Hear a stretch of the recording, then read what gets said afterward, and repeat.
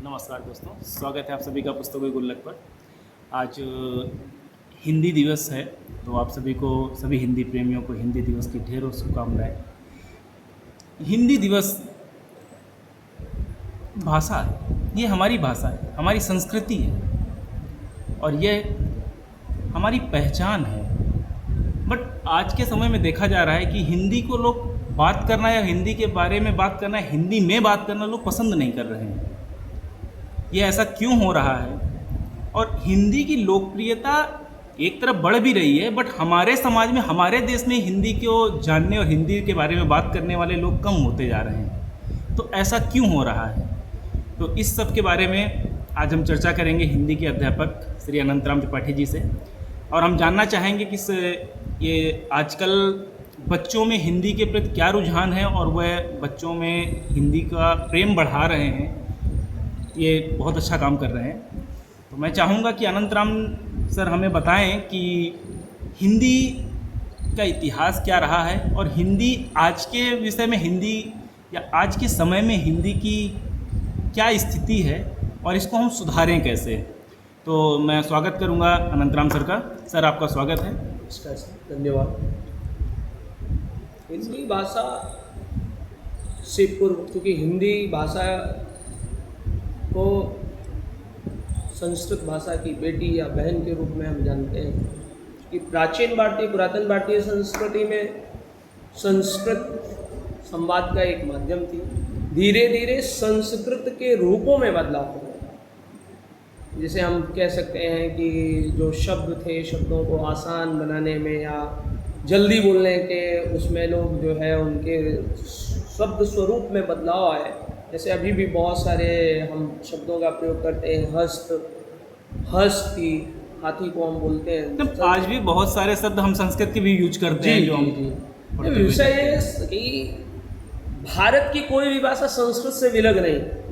ये जो लोग सोचते हैं कि हमारी भाषा हमारी अपनी भाषा है, तो कोई किसी की अपनी नहीं है। जो भी निकली हुई, चूँकि संवाद का माध्यम है। जब संस्कृति की शुरुआत, अब कोई कहते हैं कि हम मनुष्य नहीं, हम भारतीय नहीं हैं, तो जब हम हम भारतीय क्यों हैं? भारत क्यों है? भाई भारत की संतान है, इसलिए हमारे देश का नाम भारत रखा गया। कि ये माना जाता है कि भाई हम भारत के जो है वंशज हैं, इसलिए हम भारतीय हैं। या फिर हम मनुष्य क्यों हैं? मनु और सतरूपा की संतानें हैं, जहाँ से सृष्टि की शुरुआत हुई, इसलिए हम मनुष्य हैं। कई कारण उसके दिए जाते हैं। तो कोई अगर ये कहता है कि हम संस्कृत से अलग है या हमारी अपनी साइंटिफिक वो है, तो कुछ ऐसा नहीं है। मैं किसी की वैज्ञानिकता को भी चुनौती नहीं देता, लेकिन मैं ये ज़रूर कहूँगा कि किसी भी भाषा का अस्तित्व संस्कृत के बगैर कैसे। जिस भाषा ने हमें सोचने के लिए अवसर दिया, जिस भाषा ने हमें जो है आप कहिए कि जो हमारे शास्त्र हैं, धर्मशास्त्र हैं, ग्रंथ हैं, जिनकी वैज्ञानिकता, जिनकी प्रामाणिकता को आज भी माना जाता है। विश्व के विभिन्न देशों में लोग आते हैं, विदेशी आते हैं और हमारे यहाँ उनका अध्ययन करते हैं, फिर अपनी भाषा में अनुवाद करके वो बढ़ा रहे हैं। तो कहीं न कहीं तथाकथित रूप से जिस भाषा की उपेक्षा, जिन ज्ञान की उपेक्षा करी गई थी, उनको संवर्धन मिल रहा है। लेकिन विषय आपने अभी कहा ना कि क्यों हेय दृष्टि से, हेय दृष्टि का कारण ये था कि हमको सांप सपेरों के देशों वाला कह दिया गया, हमको पिछड़ा कह दिया गया, मॉडर्न तथाकथित। अब मॉडर्न की बात होती है। अब सोचिए कि विश्व में लोग कहते हैं कि हमारे यहाँ बड़ा खुलापन है। खुलापन, आपके यहाँ खुलापन आया तो आपने अनाथालय, वृद्धाश्रम, ये सब शुरू कर दिया। हमारे यहाँ जब खुलापन था तो हम कहते थे अपनी बेटियों की अपना वर चुन लो, उनका स्वयंवर करवाते थे। हमारे यहाँ तो कोई वृद्धाश्रम नहीं मिलता हमारे इतिहास में। ये बात तो है, ये भी ठीक है। हमारे यहाँ तो कोई अनाथालय नहीं मिलता है, बिल्कुल। हमारे यहाँ कोई विधवाश्रम नहीं मिलता है। ये तो आज होने लगे हैं, पहले तो कहाँ सुनने को मिले कभी कि ऐसा था। तथाकथित रूप से लोग कह देते हैं कि हमने विश्व को ये दिया। अरे वैश्विक विश्व की किसी भी संस्कृति को भारतीय संस्कृति से श्रेष्ठ कोई कैसे साबित कर सकता है?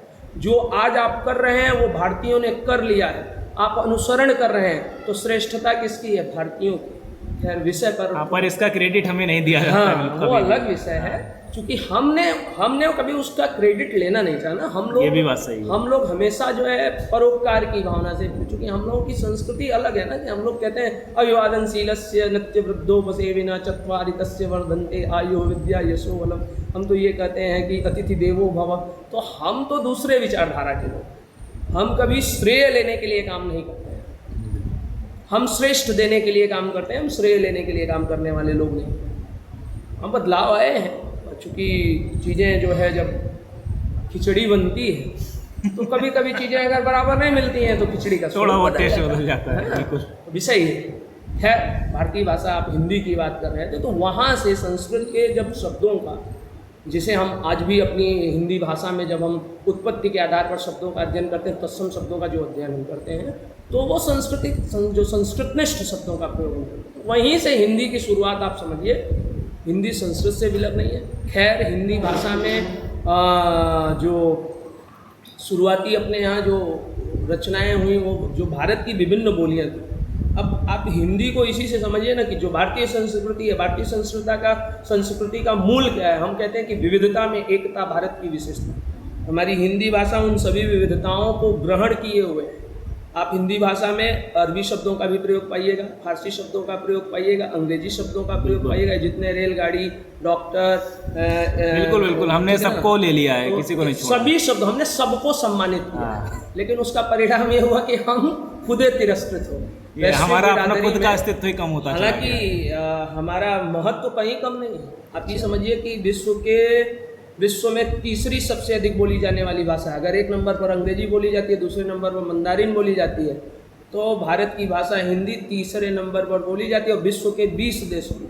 बिल्कुल बिल्कुल। उसका कारण क्या है? उसका कारण यह है कि हमारा जो भारतीय समुदाय है, विश्व में धरती पर यत्र तत्र कहीं भी चले जाइए, एक कोई ना कोई तो मिल ही आपको मिल जाएगा। ठीक है, तो विषय यह है कि हमेशा अपनी संस्कृति से जुड़ करके ही हमारी उन्नति संभव है। हम पिछले कुछ समय में आपने देखा होगा, जो हमारा चाहे वो वैचारिक जो हमारे यहाँ पतन हुई, जिसे नैतिक मूल्यों का ह्रास मैं अक्सर कहता हूँ, जो अभी मैंने चर्चा करी कि अनाथालय और वृद्धाश्रम या विधवाश्रम, भारत में इन चीज़ों की संकल्पना नहीं थी। ये पाश्चात्य देशों से आई हुई चीज़ें हैं। हमारे हम क्यों नहीं थी? क्योंकि हम परोपकारी लोग थे। हमारे यहाँ की संस्कृति क्या थी? हमारे यहाँ की संस्कृति ये थी कि साधु साईं इतना दीजिए जामे कुटुंब समाए, मैं भी भूखा न रहूं साधु भी भूखा नहीं जाए। तो हमारी तो संस्कृति थी कि बस उतना ही देना जिससे हमारा पेट भर जाए, और हमारे पेट भरने के बाद अगर कोई याचक हमारे यहाँ आ जाता है, कोई सज्जन व्यक्ति हमसे कुछ कह दे, तो हम उसको वापस भी न कर सकें, बस इतना हमें चाहिए। वैसे ये सब विषय में चर्चा करेंगे, घुसेंगे तो बहुत लंबा चला जाएगा। जी।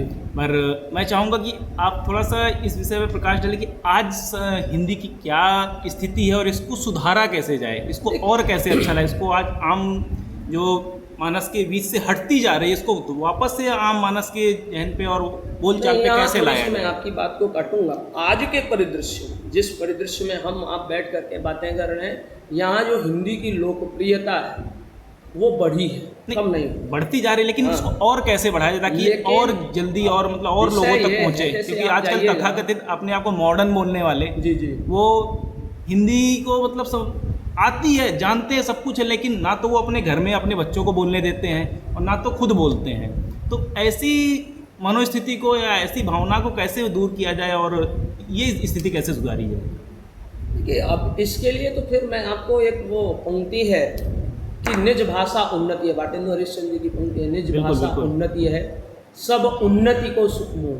ठीक है, जो ये अपनी भाषा होती है ना, अपनी भाषा का प्रयोग मातृभाषा के रूप में हम क्यों कहते हैं भाई कोई मातृभाषा? अरे जब अपने मिट्टी की जन्मी हुई जो भाषा होगी ना, उसमें हमारी जो अभिव्यक्ति होगी वो निस्संदेह तगड़ी होगी, और जब हमारी अभिव्यक्ति जो है पुष्ट होगी तो हमारी बात सुनने वाले लोग भी मिलेंगे। बिल्कुल, ये बात तो सही है। ठीक है, हमारे पिछड़ने का कारण क्या है? लोग कहते हैं कि अरे वो पिछड़ा हुआ देश, हम पिछड़े हुए देश थोड़ी थे। आप हमारी सभ्यता उठा करके देखिए, हमारे पास वो शस्त्र थे जो आज मिसाइल के रूप में काम करते हैं। हमारे यहाँ का कोई पृथ्वीराज चौहान जो है, दोनों आंखें फोड़ दी गई थी, आप सोचिए कि, और उससे जो है कहा जाता है कि 4 बांस 24 गज अंगुल अष्ट प्रमाण ताऊ पर सुल्तान है मच्चू को चौहान, और जो है पृथ्वीराज जी एकदम निशाना लगा देते हैं, सर धड़ से अलग कर देते हैं। ये बात तो है, बिल्कुल तो हमारी समृद्धि, हम कभी भी पिछड़े हुए नहीं थे। अगर हम पिछड़ने का कारण क्या? आप विश्व के किसी भी देश में चले जाइए, इंग्लिश भाषा भी बोले जाने वाले देशों में जाइएगा भी तो उनका अपना एसेंट है। चीन में जाइएगा चाइना बोलते हैं, जापान में जाइएगा जापानीज बोलते हैं। जापान और भारत लगभग एक साथ आज़ाद हुए देश हैं, और जापान की भारत से कोई तुलना न क्षेत्रफल की दृष्टि से आप कर सकते हैं, जनसंख्या की दृष्टि से कर सकते हैं, लेकिन विश्व की महाशक्तियों में गिना जाता है। क्यों? क्योंकि उसकी जो ऑफिशियल लैंग्वेज जो जापानीज है, अपनी संस्कृति से भी जुड़े हुए लोग हैं। हमने क्या किया, हम लोगों के दबाव में आ गए। हम हिंदी को क्या किया, हम राजभाषा के रूप में, मतलब आधिकारिक भाषा के रूप में कब लिए? 14 सितंबर 1949 को हम 47 में आज़ाद हुए थे। 2 वर्ष बाद हमने राजभाषा के रूप में, कि हमारी जो संवाद की भाषा होगी, आधिकारिक संवाद की भाषा होगी, उसमें हिंदी को हम स्थान दें। ये मुझे नहीं पता था। अब आप देखिए ना कि 1953 में 49 के 4 साल बाद राष्ट्रभाषा प्रचार समिति वर्धा ने अनुशंसा करी कि 14 सितंबर को जो है हिंदी दिवस होता है, ठीक है। और तब पहली बार भारत में 14 सितंबर 1953 को जो है हिंदी दिवस मनाया। अब हिंदी भाषियों का कर्तव्य मात्र इतना नहीं है कि हिंदी दिवस मना दीजिए, कविता पढ़ दीजिए, कहानी करवा लीजिए, नाटक करवा लीजिए, बस यहीं तक हम अपने कर्तव्य की इतिश्री करते। कर्तव्य की इतिश्री यहाँ नहीं। हिंदी भाषा को आगे बढ़ाने के लिए आपको प्रयास करना पड़ेगा। ठीक है, हमारा वैश्विक देशों से हमारी जो है प्रतिस्पर्धा है, हम उनसे प्रतियोगिता कर रहे हैं, अच्छी बात है, लेकिन जापान कहीं प्रतियोगिता में पीछे है क्या? चाइना कहीं पीछे है क्या? अब आप कहिएगा कि हमारी जनसंख्या ये बात तो है, वही तो मैं कहना चाह रहा हूँ कि आजकल का जो युवा है, युवा वर्ग है, वो अपनी भाषा को ना अपनाकर वो अंग्रेजी के पीछे भाग रहा है। जबकि हमें लगता है जिस भाषा में हम पले बढ़े हैं, जिस माहौल में हम पैदा हुए पले बढ़े हैं, और उसी माहौल या उसी भाषा से अगर हमें कोई चीज़ें समझाई जाती हैं या कोई चीज़ हम पढ़ते हैं तो हमारे जहन में आराम से बैठ जाती है, और उसको हम अपने आसानी से दूसरे को समझा भी पाते हैं और एक्सप्रेस भी कर पाते हैं। क्योंकि अंग्रेजी में देखते हैं कि हमारी भाषा नहीं है, तो हम जब बोलना चाहते हैं कोई चीज़ तो हम उसको पहले ट्रांसलेट करते हैं, भले वो अपने मन में करते हैं, बोल के नहीं दिखाते हैं, लेकिन उसको ट्रांसलेट करते हैं तो भावनाएं नहीं आ पाती हैं। जबकि हम हिंदी में अपनी भावनाओं को अच्छे से एक्सप्रेस कर पाते हैं। तो मुझे लगता है कि हिंदी को सभी अपनाना ही चाहिए ताकि वो अपने आप को एक्सप्रेस कर पाएँ और अपनी चीज़ें समझा पाएँ दूसरों को। बिल्कुल, आपका क्या कहना है? बिल्कुल, आपकी बात जो है ना वो बहुत सही है। मैं वही आपसे कह रहा था ना कि हम अपनी चीज, अपनी जड़ से हट जाइएगा और आप कहिएगा कि आपका विकास हो जाएगा। जड़ पे ही नहीं है, जड़ छोड़ के चल रहे हैं, कितना विकास करिएगा? कब तक खाद पानी आपको लगेगा? ठीक है, अमृत पी के थोड़ी आ पाए। विषय यह है कि अब विषय वही है कि आप अपने माता पिता का सम्मान मत करिए, दूसरे के माता पिता को पालिए। कब तक वो आपको, जब तक आप उनको खिलाइएगा पिलाइएगा तब तक वो माता पिता सम्मान करेंगे। जिस दिन आप गुर्राइएगा उस दिन वो कहेंगे अपने माँ बाप को आप अपना इतने अगर तुम लायक थे तो अपने माँ बाप की सेवा क्यों नहीं की? और हम अपनी भाषा से जोड़ के देखें, बिल्कुल आपका एग्जाम्पल बिल्कुल सही है। बिल्कुल बिल्कुल एकदम सही मैं कह रहा हूँ, आप निरुत्तर से रह जाएंगे। ये बात तो सही है। अगर आपको कोई दुत्कार दे इस तरह से तो हमारे पास क्या ही जवाब बचे। जबकि जब हम मानते हैं कि हमारी भाषा इतनी समृद्ध है, इतनी सब कुछ है, और फिर भी हम उसको अपनाने से डरते हैं, तो फिर ये तिरस्कार हमें सहना पड़ेगा उस समय। भाई आप देखिए ना कि हमारे यहाँ, हमारी जो भारत की धरती है वो देवों की धरती है, मनुष्यों की धरती है। विनोबा भावे जी ने क्या कहा, मैं किसी भाषा का तिरस्कार नहीं करता हूँ, मतलब किसी को अपमानित नहीं करना चाहता, लेकिन कोई हिंदी का तिरस्कार करे ये मैं सहन नहीं कर सकता। तो ये भावना हर एक भारतीय के मन में जिस दिन आएगी, हिंदी का संवर्धन अवश्य। चलिए सर, आपने बहुत अच्छी बातें बताई और हिंदी भाषा के साथ साथ आपने बहुत सारा ज्ञान दिया हमें, जो हमारे इतिहास से लेकर और हमारे समाज से जुड़ा हुआ है। मुझे लगता है हमारे दर्शकों को ये पसंद आएगा, और आगे भी हम आपसे ऐसे जुड़ते रहेंगे। जी। और एक बार पुनः आप सभी को हिंदी दिवस की हार्दिक शुभकामनाएं। इसी के साथ हम आपसे क्षमा चाहेंगे, और तब तक के लिए धन्यवाद।